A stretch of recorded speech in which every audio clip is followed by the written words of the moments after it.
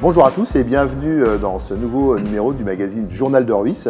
Je suis ravi de vous retrouver et surtout je voudrais tout de suite vous remercier de votre soutien et de vos encouragements. Depuis qu'on a lancé cette nouvelle Web TV et ce magazine, on a eu beaucoup de messages de votre part. Alors ça nous donne envie de continuer, de faire encore mieux pour vous satisfaire. Voilà. Donc on va parler de sport, on va parler de culture, on va surtout parler des événements à ne pas rater dans la quinzaine à venir. Alors François, qu'est-ce qui se passe sur la planète sport ? Tout d'abord, bonjour Bertrand. Salut François. Donc aujourd'hui, je vais vous présenter deux appareils qui permettent de tester sa forme, ses footings et voir toutes ses activités physiques. Donc le premier, c'est un smartphone. Donc ce smartphone a une application qui est chargée et permet de tester tous ses paramètres. Donc il va contrôler le cœur, la vitesse, la moyenne. Et donc après, vous avez une montre où on retrouve à peu près les mêmes utilités. D'accord. Donc après, je vais vous décrire les différences de ces deux équipements. D'accord. Le premier, ça va être le GPS. Donc le GPS du smartphone est beaucoup moins précis que celle de la montre. D'accord. On perd à peu près, là sur un footing de 20 km, on va perdre 100 mètres, donc ce qui est un peu dommage. L'autre avantage de la montre, c'est la batterie, puisque la batterie, on va avoir 8 heures d'autonomie. Ah oui. Donc pour les grandes courses, ça peut être intéressant, tandis que sur un smartphone, on va avoir à peu près 3 heures d'autonomie. Ah oui, donc tu as une sacrée différence d'autonomie quand même, c'est énorme. Ouais. Sur les grands triathlons ou les marathons, c'est vrai que ça devient beaucoup plus compliqué. Ouais, pas trop le choix, d'accord. Après, l'avantage de la montre aussi, c'est pour regarder quand on court. C'est vrai que c'est beaucoup plus pratique de regarder son poignet que de s'arrêter, de sortir son téléphone pour voir où on en est. C'est pas tout à fait le principe de s'arrêter et de regarder son portable on est bien d'accord. Pendant l'effort, je suis d'accord. Donc, par contre, l'avantage du smartphone, c'est qu'en courant, vous pouvez écouter de la musique. C'est pas mal, en mettant un peu de musique entraînant, c'est vrai qu'on peut peut-être accélérer son rythme, on ne sait jamais. Ouais, le temps passe plus vite. Voilà. Si on met des petites musiques de chambre, ça va être beaucoup plus compliqué à accélérer. Mais bon. Okay. Et donc après, le dernier avantage de la montre, c'est quand même dans les épreuves de natation ou de triathlon.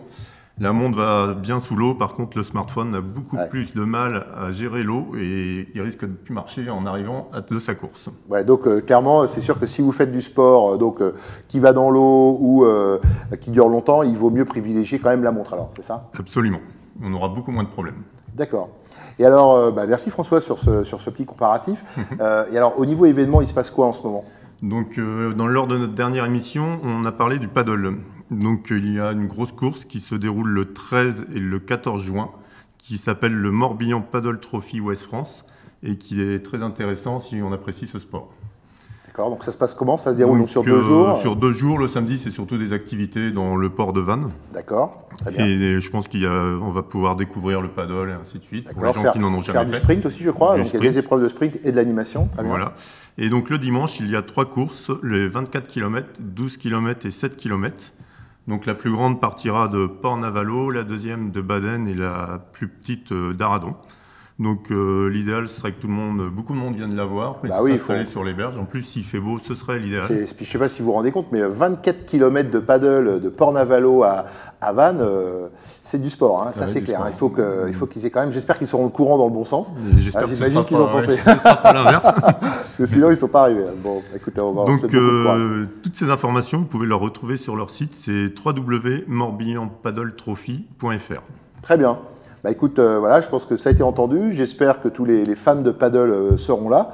Nous, en tout cas, on y sera. Et puis, voilà, maintenant, on va changer. Merci François pour le sport. On va passer à la culture, aussi un gros domaine avec Geneviève. Alors, Geneviève, cette semaine, qu'est-ce qui a attiré ton attention ? Qu'est-ce que tu nous conseilles ?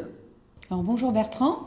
Alors, cette semaine, au niveau de la culture, je vous propose un fest-noz à Saint-Armel, à 20h, place de la mairie. Le 12 juin, donc vendredi 12 juin, fest-noz avec le cercle celtique Floor and Hallen. Donc là, vous pourrez danser, vous amuser. Faire la fête. Voilà. Faire la fête sur à des Saint-Armel. musiques bretonnes. Donc à Saint-Armel, le 12 juin. Toujours une bonne nouvelle, ça. Ouais. Voilà. Au château de Sussigno, un concert, enfin plusieurs concerts d'ailleurs, compte un château dans les airs. Donc ça se passe sur 2 jours. Donc tout le week-end, le samedi 13 et le dimanche 14 juin. Sussigno, c'est déjà un lieu magique, hein, il n'y a pas d'autre mot. C'est un château superbe. Alors, en plus, avec de la musique classique, d'Anna Braz, je crois que c'est 2 jours, il y a les jeunes, il y a des contes. Voilà. Ça a il y l'air a aussi un formidable. concert conte pour les tout petits. Donc vous pouvez également emmener vos enfants, ils se régaleront. D'ailleurs, on vous recommande de réserver avant parce que je pense que ça va attirer beaucoup de monde. Oui, tout à fait. Donc je vous donne le numéro, c'est le 02 97 41 91 91. Non, ça vraiment, Donc je pense là, que c'est un événement à ne pas rater absolument. Oui, et c'est sur 2 jours, donc on peut toujours Parfait. trouver un petit moment pour aller Donc, écouter château dans les Dana nuages. Braz. Voilà. Pour finir, je vous parlerai d'une pièce de théâtre, d'une courte pièce de théâtre, Pollen, qui aura lieu le samedi 6 juin à 18h30 au Jardin Le Sage à Sarzan. Bah, merci beaucoup Geneviève. Bah, on va rester dans le monde de la culture car j'ai la chance d'accueillir sur le plateau du Journal de Ruisse Armelle Huillard. Bonjour Armelle. Bonjour Bertrand. Alors, vous allez nous présenter une pièce le vendredi 12 juin à la salle Kerkaradec de Saint-Gilles-de-Ruisse qui s'appelle Amélia qui s'en va. Vous savez tout. Ah, j'ai pas fait d'erreur, c'est parfait. Eh bien écoutez, je propose qu'on regarde quelques images de cette pièce pour se mettre dans l'ambiance. D'accord.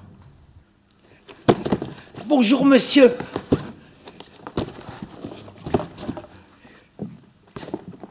Je voudrais une bouteille de shit là. Déchetera, je déchetterai. Celle-là. Tenez, elle a dit.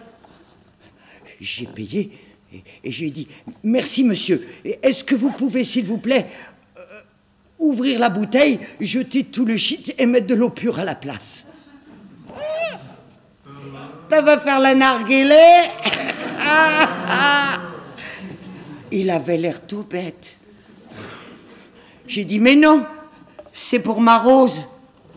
Vous voyez bien qu'elle va mourir. Alors il m'a dit, C'est pas comme moi, ça va loin. j'ai dit, je ne sais pas. Peut-être. Alors Armelle, racontez-nous, quel est le sujet de cette pièce? Alors, le sujet, c'est l'histoire d'une femme, Amélia, qui s'en va. C'est une bonne à tout faire chez des grands bourgeois parisiens. Et elle n'en peut plus. C'est une femme fantasque, imaginative, et qui ne supporte plus les contraintes. Donc elle décide de partir. D'accord, et donc ça c'est le début Voilà. de l'aventure qu'on va vivre avec vous. Voilà, on va suivre ses pérégrinations, ses bonheurs et ses malheurs, etc. Donc vous êtes seule en scène, Oui. donc ça c'est quand même une vraie performance d'actrice. M'en causez pas. Est-ce que c'est pas trop dur? Comment on gère ça? C'est absolument terrible. Ça a été une aventure merveilleuse, c'était tout à fait...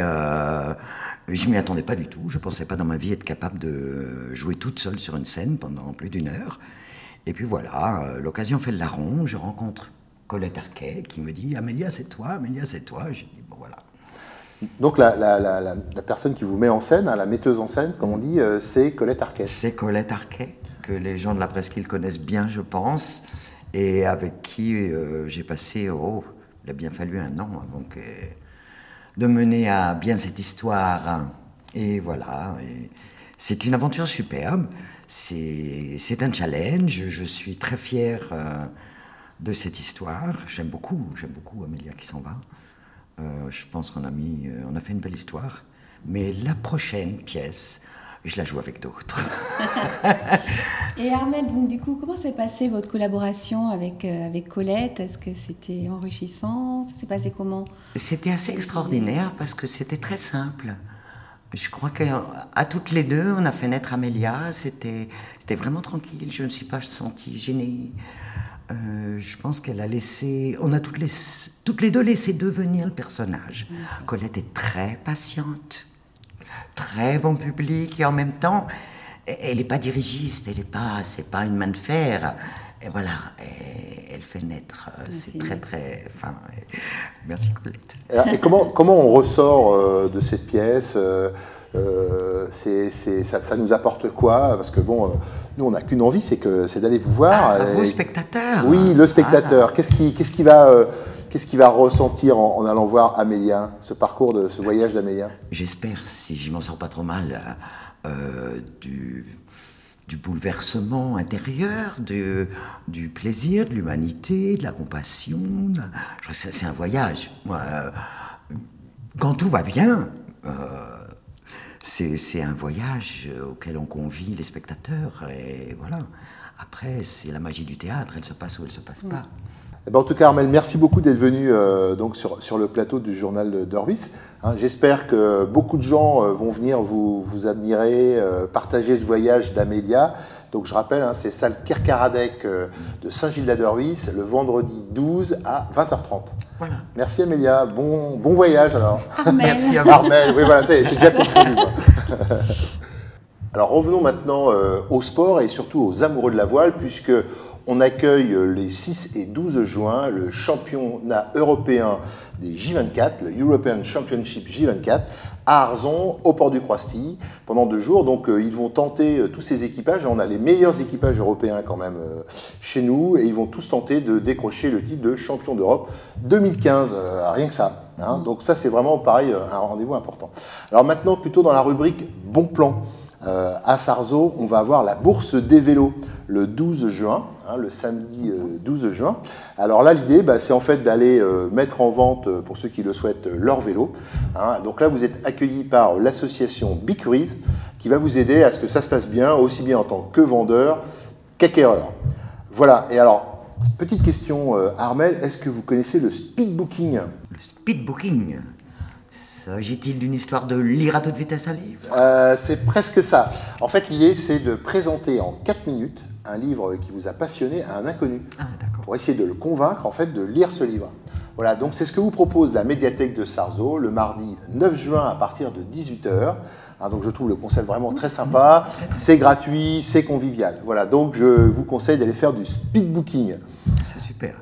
Alors maintenant, je voulais attirer votre attention sur le kit que met à notre disposition en fait l'Office du tourisme de la Presqu'île. Hein, c'est un certain nombre de documents qui nous permettent de savoir facilement et à tout moment tout ce qui se passe dans la Presqu'île, les bons plans, les actualités, les événements.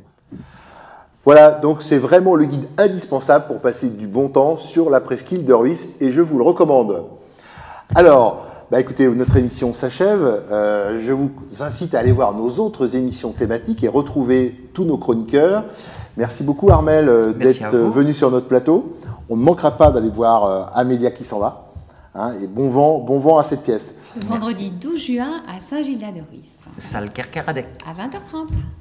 Écoutez, merci à toute l'équipe qui m'a aidé à préparer cette émission. Et moi, je vous dis à dans 2 semaines. Bye bye.